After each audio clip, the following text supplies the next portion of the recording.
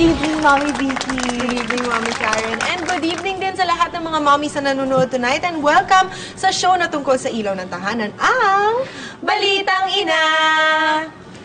Naku, Mommy Karen, isa na namang Balitang Inang good news ang hatid natin sa lahat ng mga mommies na nanonood tonight. Tama, Mommy Vicky, dahil na-discover namin na meron na palang na-inventong susi para sa mga nanay na laging nawawalan at nami-misplace ang kanilang mga susi.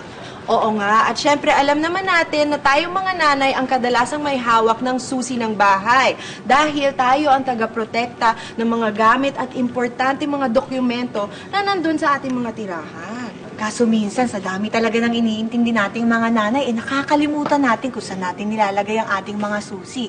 Kaya itong bagong na-invento, siguradong makakatulong sa ating mga nanay. Ito ang Kinang Ina! Ayan, ang Kinang Ina ay kayang magbukas ng kahit anong lock sa bahay ninyo. Lock sa pinto, lock sa cabinet, lock sa kotse, at kung ano-ano pa. Kailangan nyo lang pong i-register ang fingerprints ninyo at siguradong kayo lang ang may hawak ng Kinang Ina nyo. At siguraduhin ninyo, huwag nyo ipahawak sa mga bata ang susi na ito para hindi mawala. At kay mister nyo na lang ipahawak ang Kinang Ina nyo.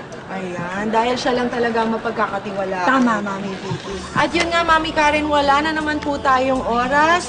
Kaya para sa mga mommies na nanonood at gusto ng impormasyon na makakatulong sa inyo, siguraduhin manood lang dito sa Balitang Ina! At para sa mga nanay na maagang natutulog sa gabi, mapapanood nyo po ang aming replay bukas ng umaga ang Balitang Ina nyo rin! Ako po si Mami Karen. Ako naman po si Mami Vicky at ito ang Balitang Ina! Grabe! Exciting talaga yung mga eksena. At dahil hindi kayo bumibitiw, may sorpresa kami sa inyo. Punta lang kayo sa aming website